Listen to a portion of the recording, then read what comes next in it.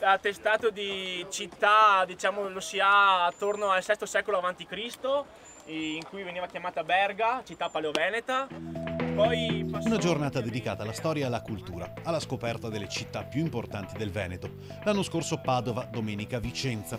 È diventato ormai un appuntamento fisso quello che Hydra, azienda dinamica nel campo della vendita di materiale termo-idrosanitario, ha organizzato con i propri collaboratori, famiglie e clienti.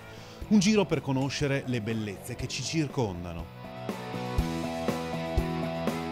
Noi vogliamo creare una tradizione, che è quella di dire quando si offre qualcosa, quando si vuole stare assieme, dare anche qualcosa che è diverso dal solito volume o dal business. Ci vogliamo conoscere in amicizia e dire che comunque si vive anche d'altro.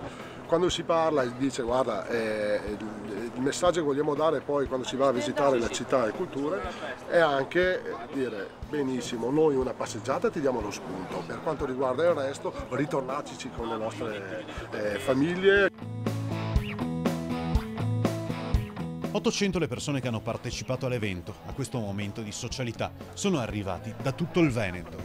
Noi siamo un'azienda che è situata in tutto il Veneto, invitiamo i nostri collaboratori da tutte le città del Veneto su 12 punti vendita e invitiamo tutti i nostri clienti a partecipare ogni anno a questo evento, che è molto apprezzato, mi sembra.